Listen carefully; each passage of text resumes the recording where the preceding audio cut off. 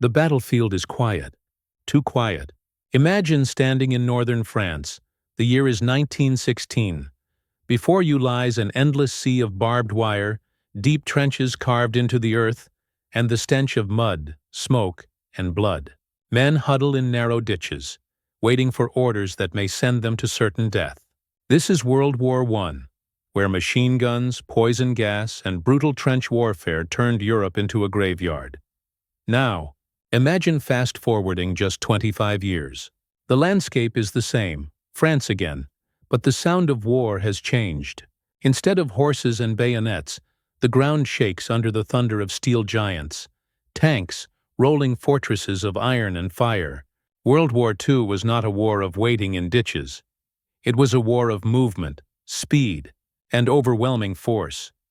But here's the burning question. If the mighty tanks of World War II were sent back into the trenches of World War I, could they have broken the stalemate? Could America, or any nation, have smashed through France and ended the Great War years earlier? Stay with me, because what you're about to discover will forever change how you see both wars. This is WW2 tanks versus WW1 trenches. Could America break through France? And the answer is not as simple as you think. What happens when unstoppable steel meets an immovable wall of mud, wire, and death? Could the armored beasts of World War II have shattered the nightmare of trench warfare that defined World War I? Picture yourself standing on the Western Front in 1916. The rain has turned the battlefield into a wasteland of sucking mud. Every step threatens to pull you down, as if the earth itself wants to swallow you. Ahead, a jagged line of trenches stretches across the horizon like an open scar across France. Men crouch in fear, rifles clutched tight, eyes fixed on the wasteland of no man's land. The silence is shattered by a whistle.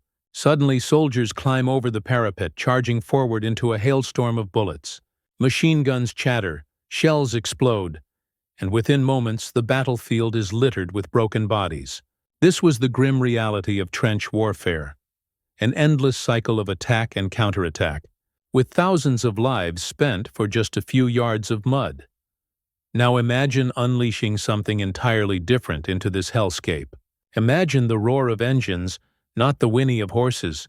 Imagine a column of Sherman tanks or even the monstrous Tiger Y rolling forward, their treads crushing barbed wire as if it were nothing, their cannons blasting bunkers into rubble.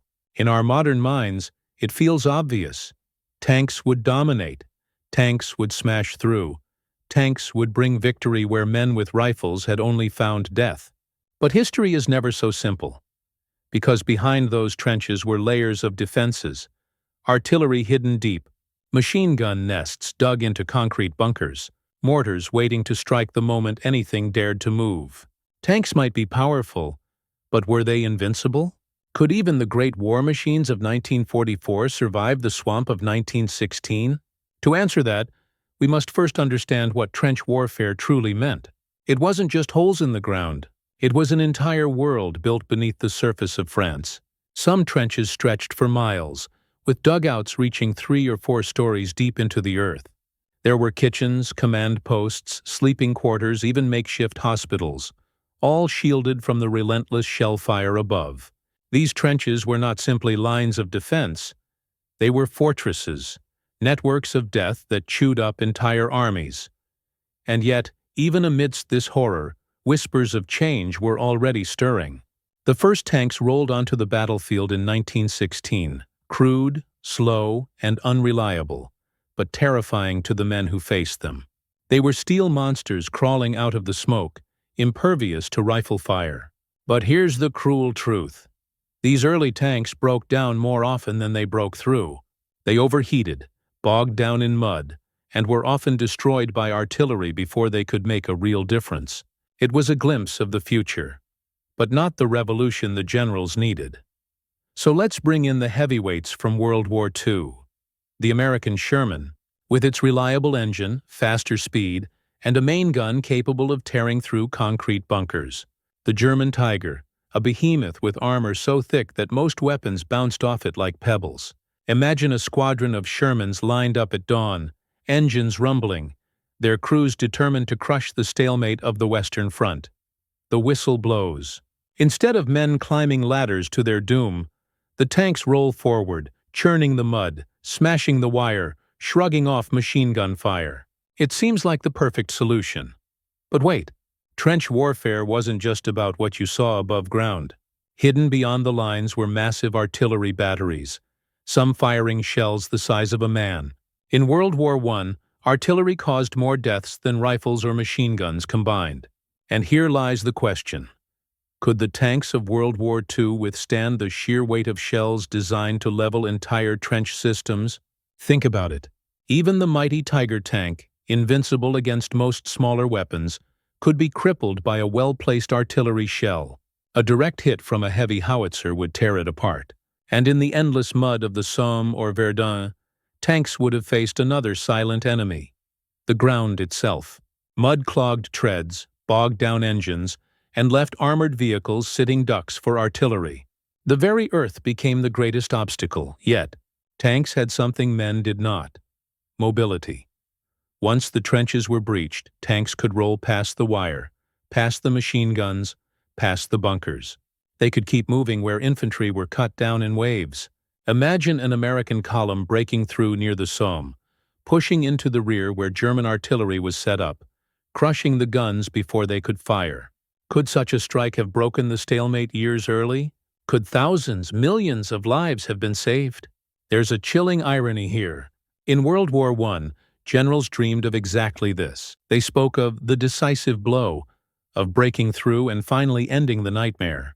They threw men forward again and again, chasing that breakthrough, only to be met with slaughter.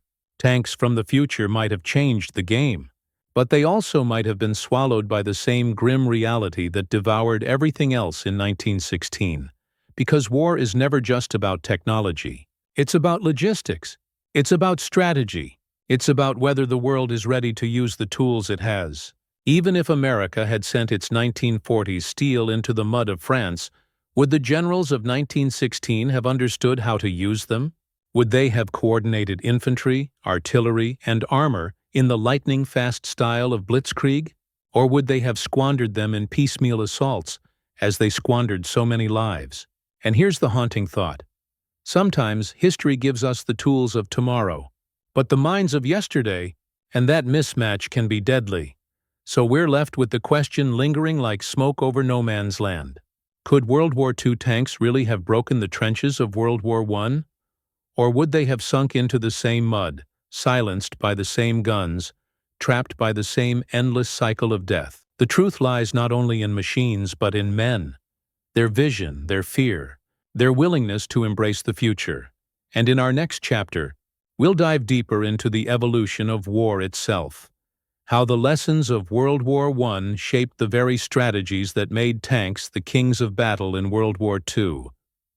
But before we go there, pause for a moment and imagine the thunder of engines echoing across the fields of the Somme. Would it have been the sound of salvation, or just another prelude to slaughter?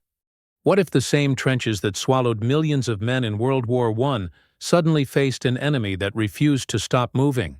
Could the endless lines of barbed wire and bunkers hold back a war that had transformed into a storm of steel and fire? The Great War was a war of waiting. Waiting in the mud, waiting for the artillery to stop, waiting for the whistle that meant certain death. Soldiers fought for yards, for inches, clawing their way through a landscape that looked more like the surface of the moon than the fields of France. But by 1939, the world had changed. And in 1940, when German tanks rolled across France, they didn't stop at no man's land. They didn't crawl forward like the lumbering machines of 1916. They surged, they swept, they struck like lightning. This was no longer the war of trenches. This was blitzkrieg, the lightning war. But let's pause. How did we get from one nightmare to the other? How did the stalemate of World War I evolve into the storm of World War II? The answer lies not only in machines, but in ideas. During World War I, every attack was a gamble.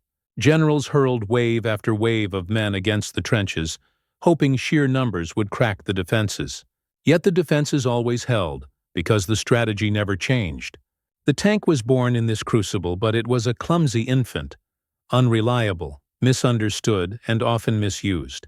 Commanders saw them as support tools, not as the spearhead of battle. Infantry led, tanks followed. And so the promise of mobility was strangled by the old way of thinking. But in the decades that followed, visionaries began to see something different. In Britain, men like J.F.C. Fuller and Basil Liddell Hart wrote of armored warfare as the future. They dreamed of concentrated tank assaults, breaking through the line and never looking back. In Germany, these ideas took root. Men like Heinz Guderian transformed theory into practice, teaching that tanks, planes, and infantry must move together, each covering the other, each striking where the enemy was weakest. The result? When German panzers rolled into Poland in 1939, they shattered the old image of war. They didn't grind forward in weeks of artillery barrages, they cut through in days. And when they turned against France in 1940, they didn't batter against the mighty Maginot Line. They went around it, slicing through the Ardennes forest, where the French never expected an armored army to pass. The tanks poured through, and suddenly the impenetrable French defenses collapsed like paper. Now think back to those trenches of 1916. Imagine the same tanks, the same blitzkrieg, unleashed upon that battlefield. Would the trenches have held? Could the German stormtroopers, or the British defenders, have stopped a force that simply refused to stop moving? Here's where the contrast grows stark. In World War I, every battle felt like an anchor dragging the armies into the mud. At Verdun, the fighting dragged on for nearly a year, costing over 700,000 casualties for a patch of ground barely a few miles wide. At the Somme, 1 million men were killed or wounded in a single campaign. Compare that to the German invasion of France in 1940. 6 weeks. 6 weeks, and an entire nation fell. The cost was still terrible, but the speed was like nothing the world had seen before. This is the lesson that tanks brought to war. They turned the battlefield from a wall into a highway. Where once wire and trenches forced men to stop, tanks made it possible to keep going, to bypass, to encircle, to break the stalemate not by smashing through it, but by moving faster than the enemy could react. But don't be fooled into thinking this was simply a matter of machines. It was strategy. In World War I, the tank was chained to the infantry. In World War II, the tank was set free. And with that, freedom came devastation. The Americans learned this lesson too. Their Sherman tanks weren't the heaviest, nor the most powerful, but they were fast, reliable, and most importantly, produced in staggering numbers. Where a German Tiger was a rare, hulking predator, Shermans came in swarms. They moved with infantry, with artillery, with air support. They were the backbone of an army that crossed Europe. So if America's Shermans had somehow appeared in 1916, would they have tipped the balance? Maybe. They could have cut through wire, silenced machine guns, smashed bunkers. But the true revolution wouldn't have been their armor or their guns. It would have been their doctrine. The very idea that war could move, that battles could be won by striking deep, by refusing to stop, by turning defense into irrelevance. The trenches were built to stop men. They were built to stop horses. They were not built to stop an armored army moving with speed and purpose. That is why, by 1940, the trench line was not rebuilt. The French knew it wouldn't work. Instead, they built the Maginot Line, a fortress of steel and concrete. But even that couldn't stop the new way of war. And here lies the cruel irony. The trenches of World War I might have crumbled in the face of World War II's tanks and strategy. But the cost would have been unimaginable. Artillery would still have claimed its victims. Mud would still have swallowed machines. Supply lines would still have struggled to keep pace. The tanks might have broken the line. But could they have ended the war? Because war isn't just about battles. It's about nations, economies, societies. Even if America's Shermans had carved through France in 1916, the war might not have ended in months. The powers of Europe might still have bled each other dry. The political will, the alliances, the leadership, all of it would still have shaped the outcome. Tanks might have sped the war, but could they have saved it from itself? The storm of World War II teaches us that mobility is power. But mobility alone cannot end war. It can only change its shape. And sometimes, that new shape is even deadlier than the one before. So let's ask again. If World War II's tanks had fought World War I's trenches, would they have been saviors? Or simply a different kind of executioner? In the next part, we'll dive into the human side of this transformation. The soldiers who faced trenches with rifles, and those who later faced tanks with fear. Because behind every machine is a man, and it is their stories that show us the true cost of progress on the battlefield. What would it feel like to rise from a trench at dawn and see a steel beast crawling toward you, something your rifle could not harm, something that thundered across the battlefield like a machine from another world? Would you fight? Would you run? Or would you simply freeze, unable to believe such a monster could exist? The men of World War I were hardened by horror. They had already faced machine guns, poison gas, and artillery barrages that shook the very ground. They knew fear. They lived with it daily. And yet, even in their darkest moments, they still fought an enemy that looked like them. An enemy with a rifle, a helmet, and a beating human heart. Now imagine placing them against a Sherman tank, or worse, a Tiger. The moment those hulking silhouettes emerged through the smoke, the battlefield would change forever. Let's step inside the trench and watch through their eyes. The ground is shaking. At first they might believe it's just another bombardment. But then the noise grows. A deep rumble, steady and unnatural. Over the edge of the trench, a shape appears. It is tall, towering above men, its sides gleaming steel, its gun swiveling like a giant eye searching for prey. A Sherman tank crashes through the barbed wire, its treads crushing everything beneath it. Bullets spark harmlessly off its armor, while the machine gun in its hull spits fire into the trench line. The instinct is terror. Because no training in 1916 prepared a man to face this. His rifle is useless. His grenades barely scratch paint. His only hope is to dive into a dugout and pray.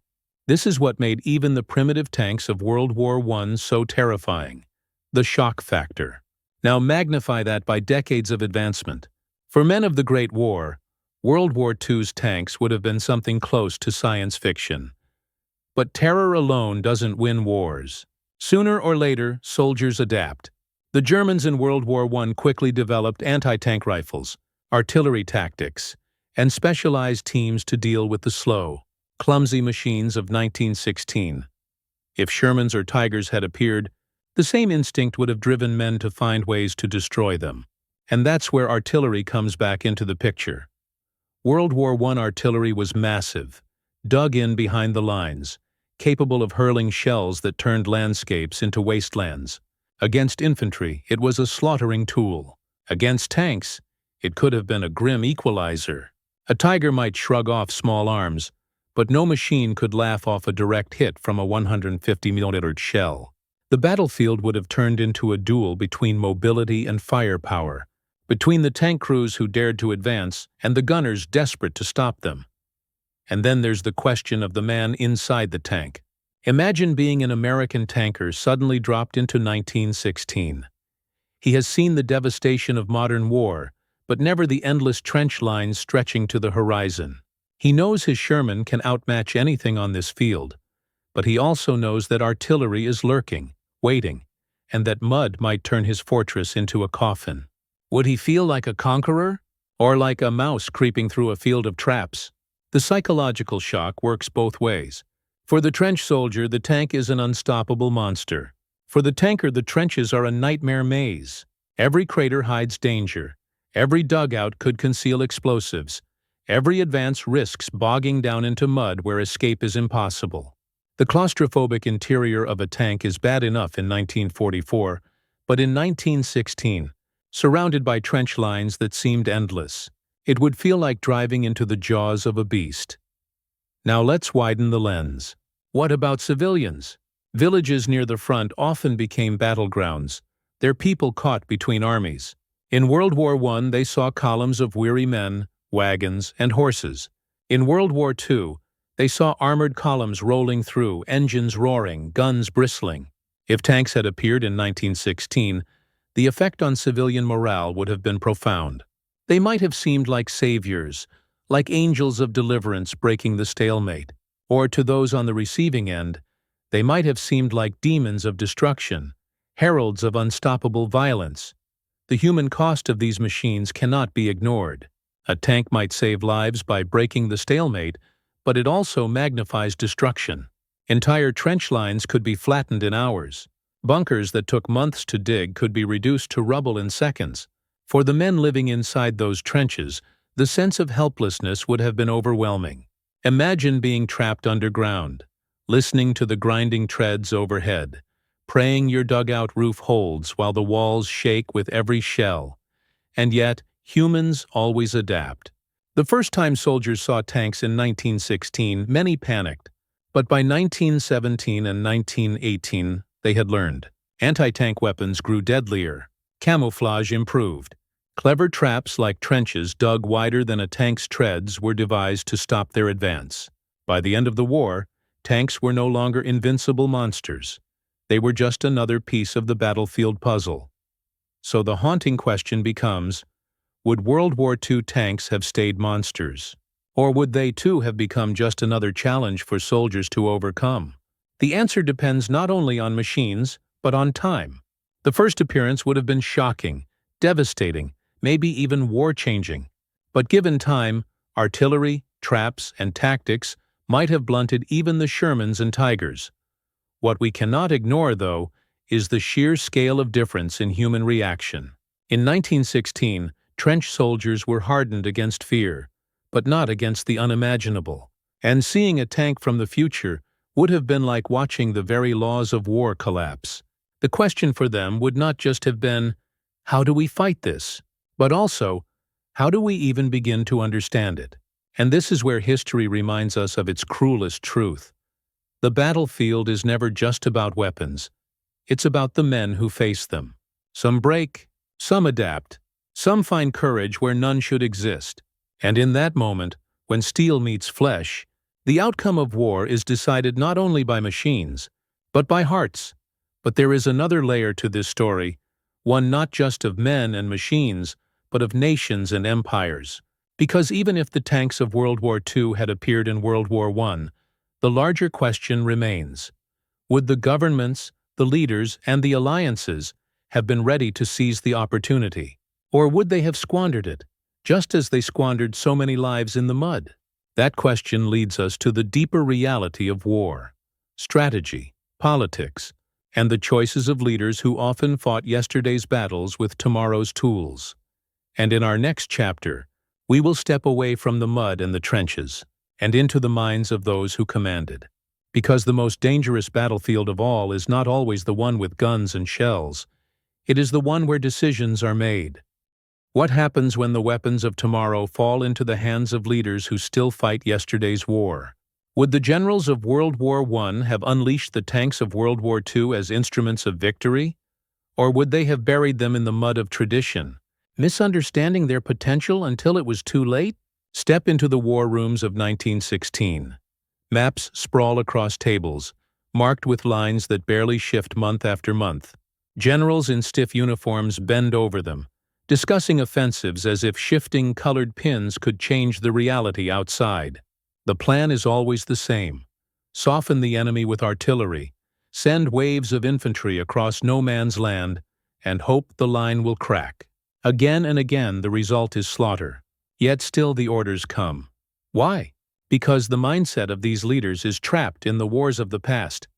Now imagine if, into this room, someone wheeled in a scale model of a Sherman tank, or laid down blueprints of a Tiger. Imagine the look on their faces. Would they see salvation, or would they see confusion? History tells us something sobering. When the first primitive tanks appeared at the Battle of the Somme in 1916, commanders were hesitant, even dismissive. Many treated them as novelties, not as revolution. Instead of concentrating them for a decisive blow, they scattered them in small numbers across the line. Each tank, unsupported, lumbered forward into disaster. It wasn't the machine that failed. It was the mind directing it. So if the tanks of World War II had appeared in World War I, would the story have been any different? The truth is unsettling. Technology can only change war when leadership understands how to wield it. And in 1916, most generals were still chained to old doctrines of attrition and frontal assaults. Consider General Douglas Haig, the British commander at the Somme. His belief was that relentless pressure, men thrown against wire and bullets, would eventually wear the Germans down. Imagine handing him a battalion of Shermans. Would he have used them as a spearhead, driving deep into enemy lines? Or would he have fed them into the grinder of piecemeal attacks, where their advantage was wasted and their crews slaughtered? Contrast that with the minds of World War II. Men like Heinz Guderian, Charles de Gaulle, and George S. Patton understood that tanks were not support. They were shock. They weren't to be scattered. They were to be massed. They weren't to follow infantry.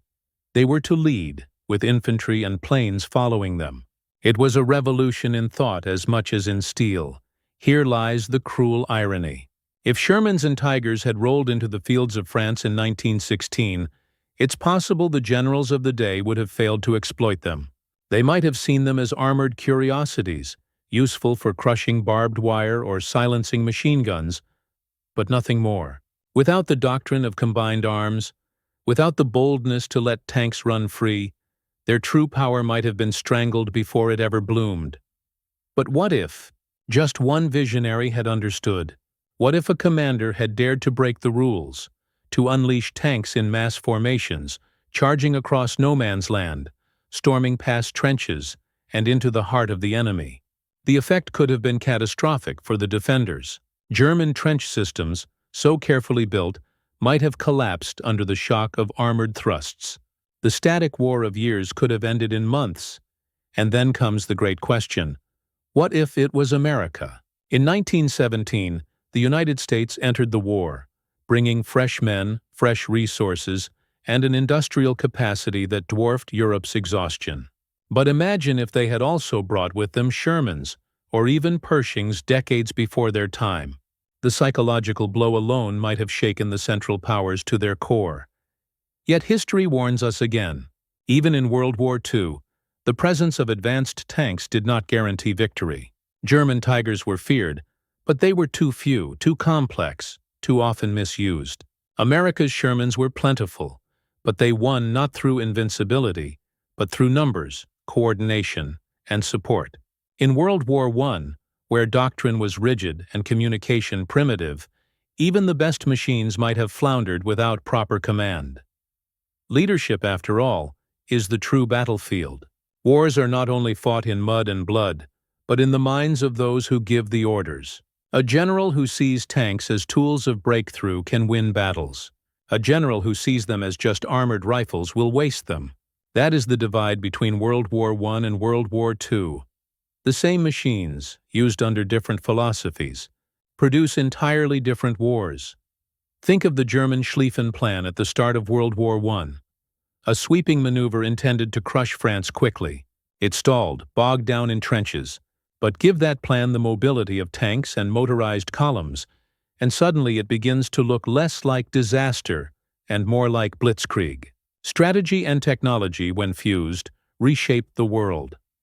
So we must ask, if America had unleashed its armored divisions in 1917, would the Allies have stormed into Germany by 1918? Or would their leaders have hesitated, misdirected, and squandered the gift of the future? The answer is as much about human stubbornness as it is about steel. Generals often cling to what they know. They resist the unknown, even when it is the key to victory. That is why wars drag on, why breakthroughs come late, why so many die before lessons are learned. In the trenches of France, even the mightiest tank could not win without minds bold enough to use it. And that brings us to the shadow of all wars: politics. Even if the generals had understood, even if the tanks had smashed the trenches, what would the leaders of nations have done? Would they have seized the moment to negotiate peace, or would they have demanded total victory, dragging the war on until new horrors emerged? Would America's intervention with advanced weapons have ended the war early, or would it have simply shifted the balance of slaughter, prolonging the agony in a new form? War is not just about machines and men. It is about choices. And in 1916, 1917, and 1918, those choices were made by leaders steeped in old ways, blind to the future, unwilling to see beyond the next offensive. So the haunting thought lingers. The tanks of World War II could have been the key to breaking the trenches, but in the hands of World War I's generals and politicians, would they have been wasted, misunderstood, and lost in the mud like so many men before them? In our next chapter, we will turn to the final, chilling question. Even if World War II tanks had broken the trenches, even if America had brought them into France, what then? Would the war have ended early, sparing millions? Or would it have spiraled into something darker, something even more catastrophic than the history we know? Because the true power of what if is not just in imagining the battles we never saw, it is in facing the consequences we might not have survived. What if the tanks of World War II had rolled into France during World War I? Would they have ended the war early, sparing millions of lives? Or would their power have only created a darker, deadlier future?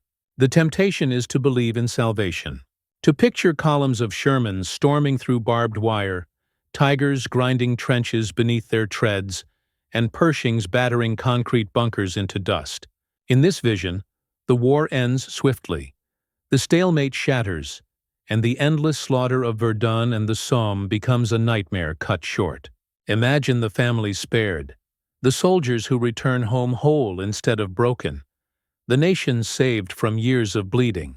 It feels like a promise, but history warns us to look deeper, because even if tanks broke the trenches, the war would not have ended in a single blow. Germany still had its armies, its reserves, its artillery. The Central Powers still had allies. The Allies still had leaders demanding total victory, unwilling to stop short of unconditional surrender. With tanks on the field, the battles might have changed shape, but the hunger for dominance, the weight of pride, and the machinery of empire would have kept grinding. Let's imagine one scenario. America arrives in 1917 not with doughboys carrying rifles, but with armored divisions bristling with Shermans.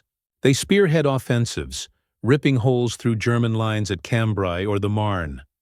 German morale collapses. The Allies surge forward, reaching into Belgium and beyond. Could Berlin have fallen by 1918? Perhaps. And yet here is the chilling consequence.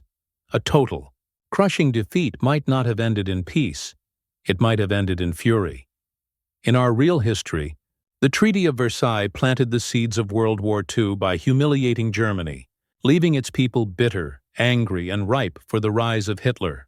But imagine if defeat had come not after 4 years of grinding stalemate, but after being crushed in weeks by weapons they had never seen before. The bitterness might have been deeper, the resentment sharper. Instead of 2 decades before the next war, we might have seen rebellion, revolution, or vengeance far sooner. Sometimes ending one war quickly only lights the fuse for the next.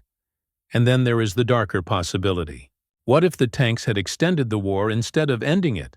Imagine generals intoxicated by their new machines, demanding bigger offensives, more attacks, more blood spilled in pursuit of the final breakthrough. Imagine the Central Powers scrambling to create their own tanks, throwing resources into building crude but deadly armored weapons of their own. An arms race might have begun in the middle of the war, accelerating destruction rather than stopping it. The battlefield itself would have changed beyond recognition. World War I scarred the earth with trenches, but with tanks in mass numbers, the war might have scarred it with something closer to the devastation of 1944. Towns flattened, open fields churned into graveyards of steel, entire regions burned beneath the sweep of mobile warfare. The Western Front might not have been a static line of mud. It might have become a shifting wasteland of armored clashes, where civilians were swept aside in the chaos of advancing and retreating armies. And then comes the greatest cost of all: escalation. If one side had tanks, the other would have turned to new horrors to stop them. Gas was already a terror of World War I. Imagine if chemical weapons were used on tanks in desperation, filling their interiors with choking fumes. Imagine if heavier artillery was built not for trenches, but to annihilate armored columns. The war might have gone from slaughter in mud to slaughter in steel, with no less blood but far more devastation. Now let us turn to the human soul, the men inside these machines. In World War II, tank crews were trained for this kind of war. They had radios, coordination, and doctrine. In World War I, such systems barely existed. Even with Shermans or Tigers, communication would have faltered. Tanks might have broken through only to find themselves cut off, alone, surrounded by enemies who still outnumbered them. And when tanks fall, their crews burn. The nightmare of trench warfare might have been replaced by the nightmare of tank warfare, different in shape, but just as brutal in cost. And yet, we cannot escape the possibility that things might have gone differently. What if America's entry with tanks had stunned the world into peace? What if Germany, facing machines they could not hope to match, had sued for peace before devastation spread further? What if the Allies, exhausted by years of death, had taken victory with gratitude instead of greed, crafting a peace that healed instead of punished? Then history might have changed forever. No Hitler, no World War II, no Holocaust, no atomic bomb. A world spared from the greatest horrors of the 20th century. But here is where the shadow falls. History is rarely merciful. The same tanks that could have saved lives might also have fed pride, fueled vengeance, and driven nations toward even greater conflict. Because machines do not decide how they are used. Men do. And men, in 1916, in 1917, in 1918, were no less stubborn, no less prideful, no less willing to sacrifice millions for a few miles of ground. So we are left with a haunting duality. World War II tanks in World War I could have been angels of salvation, or demons of escalation. They could have ended the war early, sparing millions, or they could have transformed it into something even more monstrous. The only certainty is this: the weapons of the future, placed in the hands of the past, create outcomes no one can fully predict. As the engines roar in our imagination, as the Shermans and Tigers grind forward across the mud of the Somme, we are left with one final question. If the future could have ended the past, would humanity have been wise enough to seize that chance? Or would it, as so often in history, have turned triumph into tragedy? That is the legacy of war. Not just what happened, but what might have been. And perhaps that is the greatest lesson of all. Technology may change, weapons may evolve, but the heart of war is always human. And until humanity itself changes, the future, no matter how powerful, will always be haunted by the past.